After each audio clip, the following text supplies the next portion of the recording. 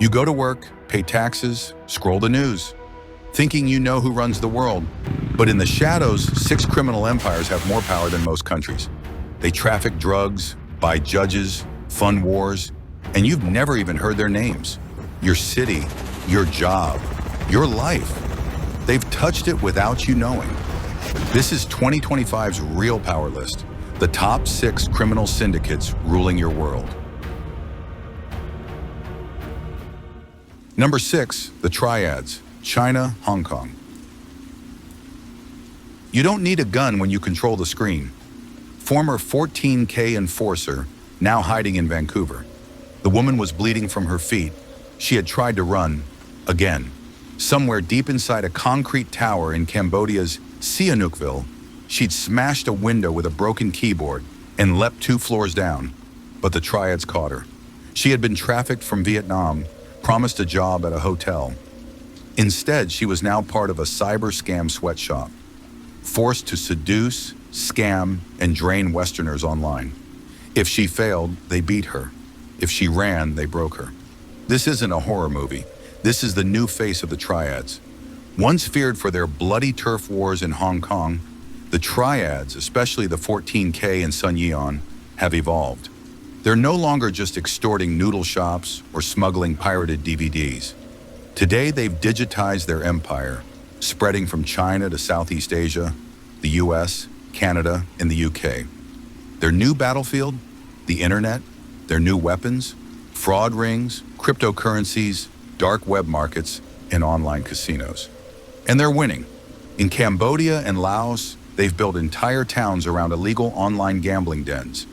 These sites rake in billions, untaxed, untraceable, and untouchable.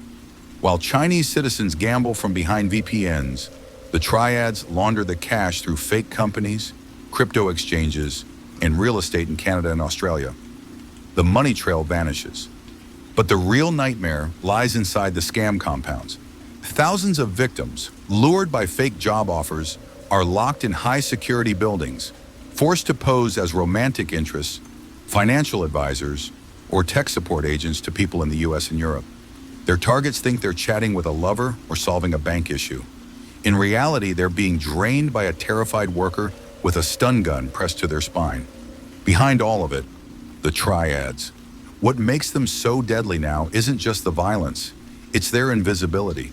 No flashy assassinations, no Godfather-style sit-downs, just quiet, organized global crime. The 14K operates like a tech startup. Young hackers, encrypted chat apps, and middle managers running million-dollar scams from laptops. Interpol knows. The FBI knows. But busting them is a different game. These syndicates have deep political protection, especially in regions like Macau and Myanmar. And their cyber tentacles reach into every continent. They're trafficking humans in Thailand, running scams in Canada, moving crypto through Singapore, and buying cops in Manila. They're quiet, they're smart, and they're everywhere.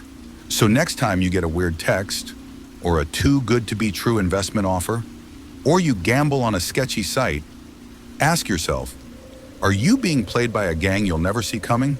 Because if it's digital, global, and illegal, there's a good chance the Triads are behind it, and you'll never even know.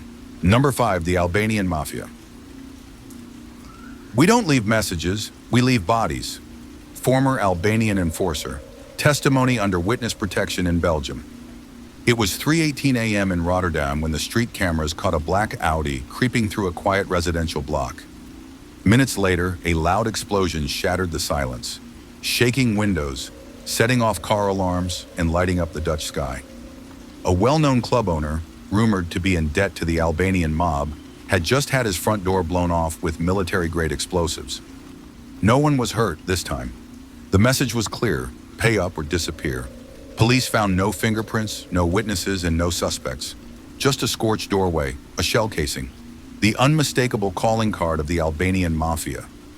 Once considered small-time thugs, the Albanian Mafia has exploded into one of Europe's most feared and fastest-growing crime syndicates. They've taken over cocaine and heroin distribution across the continent, pushing aside the old Italian mafias and moving in with brutal precision. These aren't the suit-wearing gangsters of old. The Albanian Mafia operates more like a war machine, tight-knit, fiercely loyal, and violently efficient. Most members come from northern Albania and Kosovo, often hardened by years of conflict and military training. They follow the centuries-old code of Besa, a brutal honor system that demands absolute loyalty and swift revenge for betrayal. Their rise started in the late 1990s, right after the fall of communism in Albania. Chaos followed. Borders collapsed, weapons flooded the black market, and hundreds of thousands of Albanians scattered across Europe. Many found jobs. Others built crime empires. Today, they control key trafficking routes through the Balkans, flooding Western Europe and the UK with drugs smuggled from Latin America. They use fast boats, refrigerated trucks, and corrupt customs agents to move shipments worth millions. Once inside Europe, they dominate the streets, running drug deals, brothels, and protection rackets with military precision. And they don't just threaten their enemies, they eliminate them. In 2023, Dutch police discovered a kill room in an abandoned warehouse near Amsterdam, fitted with torture equipment. Surveillance footage and DNA tied it to an Albanian crew operating out of London. The room had been prepped to extract information from a rival dealer.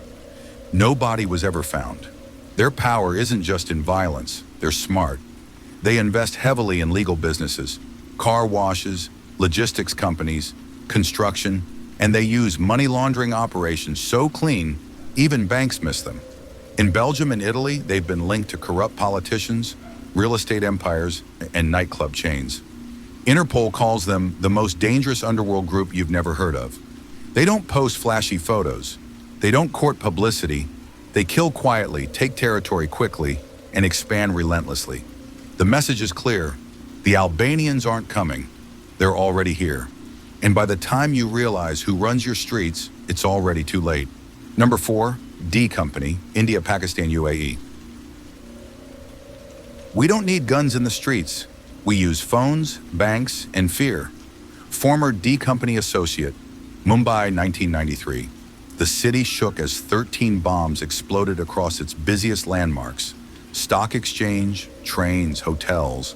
Over 250 people dead, thousands wounded. Panic spread like wildfire. But this wasn't just an act of terror. It was the birth of global organized crime with a political heartbeat. Behind the smokescreen stood one man, Dawood Ibrahim, the elusive mastermind of D Company, a criminal syndicate so vast, so rich, and so connected, it now blurs the line between mafia and militant. Before that day, Dawood was already a king in the Mumbai underworld. He started small, smuggling gold and electronics through India's poorest ports in the 1980s. But what made him different? He thought bigger. While local gangsters fought over turf, Dawood built an empire. He moved his operations to Dubai and later Pakistan, created offshore companies, and started doing business with arms dealers, spies, and even terror groups. His network spread like wildfire across South Asia, the Middle East, and the UK. And he didn't just smuggle drugs, he funded terrorism. The 1993 Bombay blasts were reportedly carried out with help from Pakistan's Inter Services Intelligence. Dawood was accused of moving weapons, explosives, and money into India. Then he vanished, allegedly protected by Pakistani intelligence ever since. While India put him on its most wanted list, he simply grew more powerful from the shadows. Today, D Company is more than a gang. It's a ghost empire. It runs massive drug trafficking operations from Afghanistan to Europe, funnels money through real estate deals in Dubai, and controls illegal betting rings, especially in cricket, where millions change hands on every ball. In one case, investigators in London uncovered a betting racket run through shell companies tied to Dawood's lieutenants. The earnings weren't just going into his pocket, they were being funneled to extremist cells in Pakistan and the Gulf. Sports and terror connected by an invisible hand. And then there's Bollywood. For years, rumors swirled of actors receiving mysterious calls. Take this script, back this producer, or face the consequences. Several producers admitted, off record, that movies were being used to launder dirty money. One filmmaker even claimed he had to meet a D Company middleman in Dubai just to get the green light on a film. Despite being sanctioned by the US Treasury, despite Interpol notices and global pressure, Dawood remains untouchable. He doesn't tweet. He doesn't post, but his men still call the shots, quietly, ruthlessly. D Company is a perfect storm, part mafia, part terror cell, part global business. And in today's world, that makes them almost impossible to stop. They don't just deal in drugs, they deal in fear. Number 3, Russian Mafia, Bratva. In Russia, there are 3 powers: Putin, the church, and us. And we don't pray.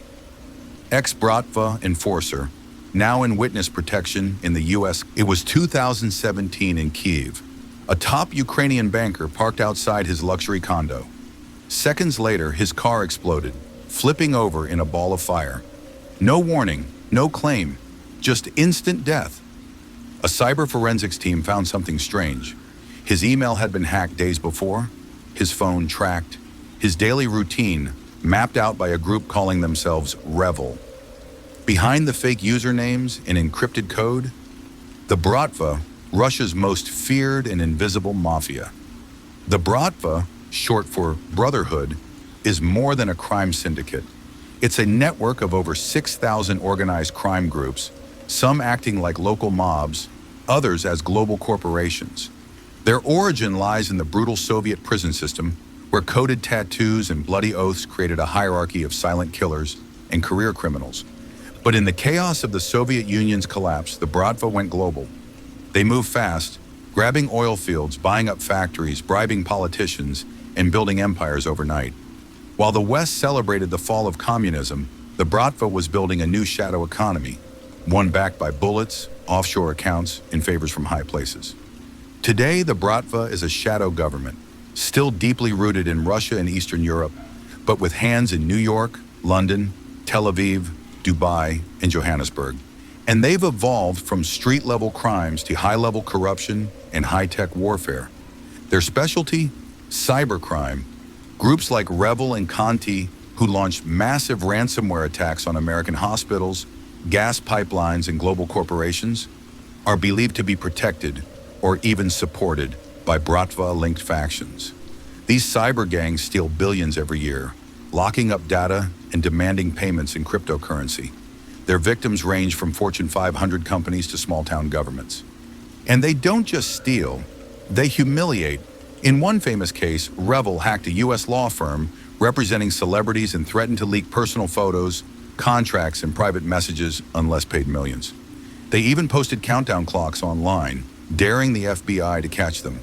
They never got caught. But it's not just cybercrime. The Bratva runs gun smuggling, human trafficking, drug routes, and political bribery. In Russia, many oligarchs, some close to the Kremlin, have direct or indirect ties to mafia networks. In one leaked intelligence file, a Bratva boss was said to be more powerful than regional governors. They're feared not just because of their reach, but because of their silence. They don't need to brag. They make people vanish. They own banks, judges, and security forces. And they do it all while wearing suits and smiling for cameras. The Bratva doesn't just break the law, they bend nations. And in the new world of digital warfare and political manipulation, they aren't just criminals. They're players in the global power game. Number 2, Sinaloa Cartel, Mexico. We don't sell drugs, we sell escape, addiction, and death, whichever comes first. Former Sinaloa enforcer, it was 2019. Black SUVs filled with gunmen raced through Culiacan, like a military convoy. Locals dropped to the ground, soldiers scrambled for cover. It wasn't a war zone, it was a rescue mission, but not by police. This was the Sinaloa Cartel in full force, and their mission was to free Ovidio Guzman, son of the legendary El Chapo. They succeeded. They fought off the Mexican army. They forced the government to surrender. A drug cartel, not a country, not a government, forced a ceasefire. That was the day the world realized. The Sinaloa Cartel isn't just a criminal organization, it's a parallel power. Founded by Joaquin El Chapo Guzman, the Sinaloa Cartel rose from the rugged mountains of Sinaloa, Mexico, and became the Amazon of the drug world, efficient, ruthless, and everywhere. Even after El Chapo was captured and locked away in a U.S. supermax prison, the cartel didn't crumble. It adapted. Today it's controlled by a new generation, Ismael El Mayo Zambada, the old-school tactician, and Los Chapitos, El Chapo's sons, known for their flashy lifestyle and brutal tactics. The cartel runs like a corporation with an army. They have divisions for logistics, security, finance, and international trafficking. They move tons of cocaine, meth, and fentanyl every month, hidden in trucks, submarines, and cargo ships. They use encrypted apps, drones, and even custom-made narco tunnels beneath the US border. Their biggest export? Fentanyl, small enough to ship in envelopes, powerful enough to kill in milligrams. It's cheap to make, easy to smuggle, and devastating in the streets. The DEA says the Sinaloa cartel is responsible for the majority of fentanyl flooding into the US, fueling an overdose crisis that kills over 100,000 people a year. And yet catching them is nearly impossible. They bribe politicians, infiltrate police, control towns. In some areas of Mexico, they are the law, building roads, handing out food, and punishing petty criminals to win public support. Locals don't call the police, they call the cartel. But they aren't just in Mexico. The cartel operates across Colombia, Venezuela, Spain, the UK, Australia, China, and the United States. Their reach is global, their power unmatched. They don't fear the law, they often buy it. In El Chapo's own trial, he revealed that he had bribed Mexican presidents, airport officials, and military officers. Millions of dollars passed hands. Informants were executed. Journalists disappeared. Truth was buried under cash and corpses. The Sinaloa cartel is not just selling drugs, it's selling control, chaos, and death. And as long as there's demand, they'll keep supplying. Bigger than ever, smarter than before, and far from done. Number 1, Ndrangheta, Italy. We don't shoot in the streets, we buy the streets. Wiretapped Ndrangheta member during Operation Polino, 2018. Rotterdam, Netherlands. Midnight. A plane shipping container sat at Port Maasvlakte, just another unit among thousands. But inside, behind frozen pineapples, were 2.5 tons of pure cocaine. Street value? Over 200 million euros. Customs officers were tipped off, but the shipment vanished. No arrests, no leads. This wasn't a rookie smuggling job. This was the work of the Ndrangheta, Europe's most powerful and least understood mafia. And while police searched for answers, the drugs were already sold, laundered, and reinvested. The kings of cocaine had struck again. Born in the rugged mountains of Calabria, southern Italy, the Ndrangheta was once dismissed as a rural cousin to Sicily's flashy Cosa Nostra. But while others bragged, they stayed silent, deadly, and invisible. They built their power through blood ties, entire clans bound by family, oaths, and silence. No traitors, no outsiders. That structure made them nearly impossible to infiltrate. Today, they're the richest criminal group on earth, and it all runs through cocaine. The Ndrangheta controls up to 80% of Europe's cocaine market, working directly with Colombian cartels. They use legitimate ports, trusted customs officers, and shell companies across Belgium, Spain, Germany, and the UK to smuggle in thousands of kilos every year. But it doesn't stop at drugs. Once the cocaine is sold, the money is cleaned through pizzerias, construction companies, luxury hotels, and even wind farms. One raid uncovered millions stashed in Swiss bank accounts and high-end Milan boutiques. In Australia, they used ice cream shops as fronts. In Germany, they bought entire towns. They're not just buying businesses, they're buying power. Recent anti-mafia raids across Europe exposed disturbing truths. In Operation Polino, 2018, authorities uncovered a network stretching from Calabria to Germany, the Netherlands, and South America. Politicians, bankers, and business leaders were either bribed or threatened. Wiretaps revealed one mobster casually saying, "We control the votes in this district. No one wins without us." Unlike other mafias, the Ndrangheta doesn't flaunt their power. No flashy assassinations, no drive-bys. Their method is simple. Move drugs, launder money, reinvest, repeat. That quiet control is what makes them so dangerous. Interpol, Europol, and the FBI all agree. They are the most powerful mafia today, yet few outside law enforcement even know their name. They've mastered globalization better than most Fortune 500 companies. And while cops make headlines with arrests, new bosses are always ready. Brothers, sons, cousins. The bloodline never breaks. The Ndrangheta doesn't need violence to rule. They rule through money, silence, and strategy. And from the ports of South America to the nightclubs of Berlin, their empire grows, hidden in plain sight. You won't see them coming. You won't hear them speak. But they already own the world you live in.